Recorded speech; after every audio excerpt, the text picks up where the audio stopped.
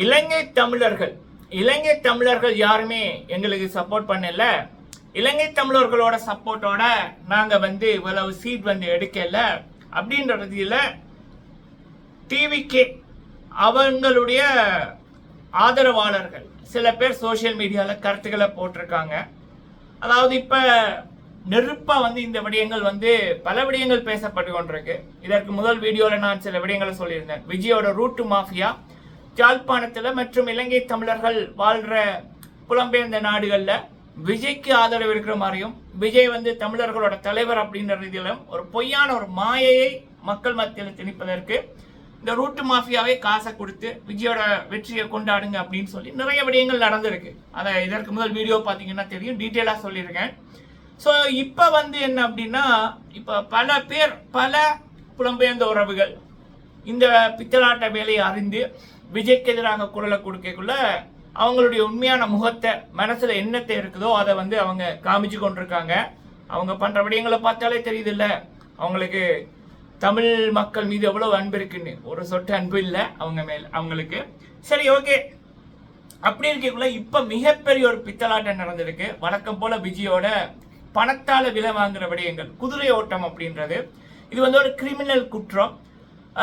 அதாவது ஏஎம்எம்கே கட்சி எம்எல்ஏவிடம் Chennai green shoot hotel அருகே காருக்குள் வைத்து குதிரை பேரம் நடத்தி கையெழுத்து வாங்கியுள்ளனர் டிவிகே விஜய் தரப்பினர்.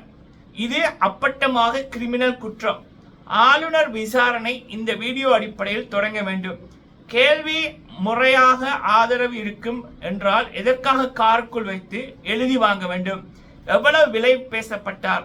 அத்தொகை யார் மூலம் எப்படி வரும் என்று உறுதியளிக்கப்பட்டது. யார் இதை எழுதி வாங்கினார்கள்? விஜய் தரப்பில் யார் அனுமதியின் கீழ் இந்த குதிரை பேரம் நடந்தது? இது போல் எத்தனை எம்எல்ஏக்களிடம் பேரம் பேசினார்கள் என அனைத்தும் வெளியாக வேண்டும். ஸோ இப்படித்தான் விஜய் 2.5 வருஷத்துக்கு முதல் கட்சி ஆரம்பிக்கக்குள்ள டிஜிட்டல் மாஃபியா மூலம், ரூட் மாஃபியா மூலம் மக்களோட மனசை குழப்புறதுக்கு, பல பேர் மீது வெறுப்பை ஏற்படுத்துவதற்கு, டிஎம்கே அப்புறம் என்டிகே ஏடிஐஎம்கே இவங்க மேலெல்லாம் வெறுப்பை ஏற்படுத்தணும், இவர் தான் நல்லவர் அப்படின்ற மாதிரி காமிக்கணும் என்பதற்கு இந்த ரூட்டு மாஃபியா 3000 கிளைகளோட 24 மணி நேரம் வேலை செஞ்சது. அது நாடுகள் தாண்டி வேலை செய்யப்பட்டது. புலம்பெயர்ந்த தமிழர்கள் பல பேர் விலைக்கு வாங்கப்பட்டார்கள். அவர்களுடைய சோசியல் மீடியாக்கள் மூலம் விஜய்க்கான ஒரு ஆதரவு மாதிரி திரட்டப்பட்டது. இப்படியான எக்கச்சக்கமான கேவலங்கள் இவர் ஆரம்பிக்கக்குள்ளேயே நடத்தி தான் வந்தாரு. இவர் உண்மையை நம்பியோ மக்களை நம்பியோ வரல. இவருடைய காசை வச்சு எதுவும் பண்ணலாம், அந்த ரூட்டு மாஃபியா ஜெகதீஷ் டிஜிட்டல் மூலம் எதுவும் பண்ணலாம் என்றதுதான் வந்தவர். அதே தான் இப்போ பண்ணி கொண்டிருக்காரு. ஆக மொத்தத்தில் இந்த விடயங்கள் மரியடா சார் அவர்கள் அவங்க போட்டுடைச்சிருக்காங்க. நேஷனல் மீடியால எல்லாம் இப்போ இது வந்துட்டு.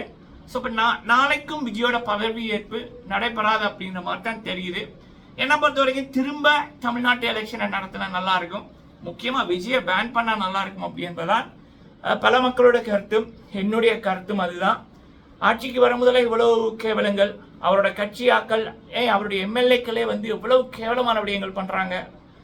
12 வயசு குழந்தைக்கு நடந்தது அந்த சீரழிப்பு, ரவுடித்தனம், வழிப்பறி அப்படின்னு இந்த 3 நாட்களுக்குள்ள 15க்கு மேற்பட்ட கேஸு.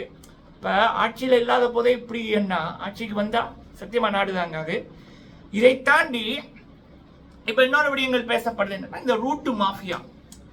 அதாவது ஒரு 2.5 வருஷத்துக்குள்ள இத்தனை வருடங்கள் ஆட்சியில் இருந்தவங்க, டிஎம்கே இருக்கட்டும், ஏடிஎம்கே இருக்கட்டும், என்டிகே இருக்கட்டும், இவங்களையெல்லாம் ஓவர்டேக் பண்ணி மக்களோட மனசை இந்த டிஜிட்டல் மாஃபியாவால் மாற்ற முடியுதா அப்படின்னு போட்டு வேற பல நாடுகளில் இருக்கிற பேருக்கு இந்த ரூட்டு மாஃபியாவோட எப்படியாவது நெருக்கத்தை வச்சிடணும், உறவை வச்சிடணும்.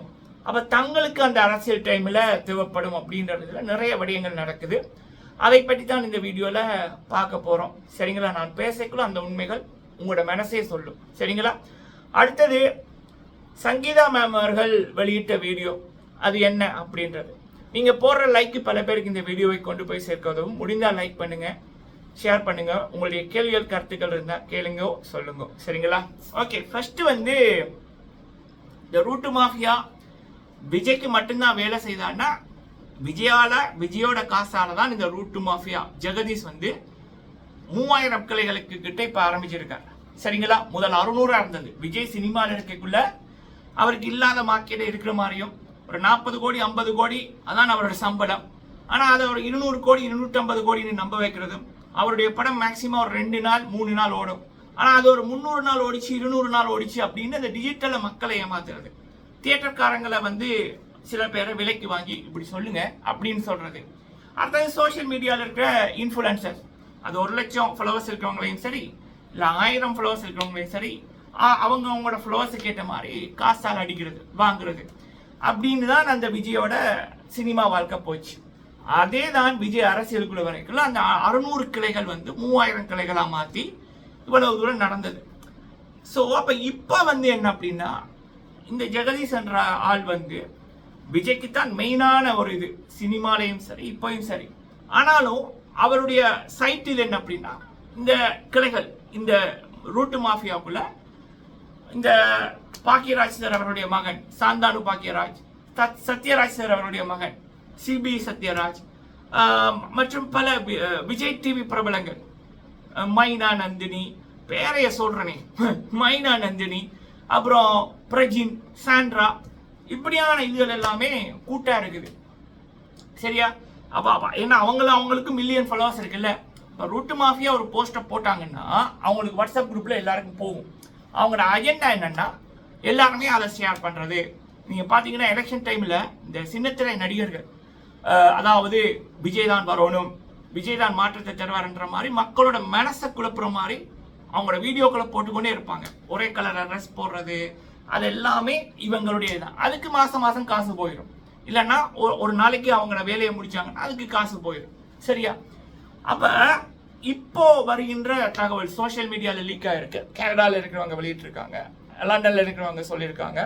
இதே டெக்னிக்கை தான் வேற நாடுகள்ல, அதாவது வெறுப்பு அரசியல், ஒரு கட்சிக்கு ஆதரவாகவும் வேற கட்சிகள் அவங்களுக்கு வந்து ஒரு நெகட்டிவிட்டிய மக்கள் மத்தியில இவங்க கெட்டவங்க, இவங்க எதுவுமே பண்ணல, இவங்க தான் நல்லவங்க, உண்மையான மக்களோட ஆதரவு இவங்களுக்கு தான் இருக்கு, இவங்களுக்கு இல்லை அப்படிங்கிற மாதிரி திணிக்கிற வேலைகள் நடந்து கொண்டிருக்கு. சரிங்களா?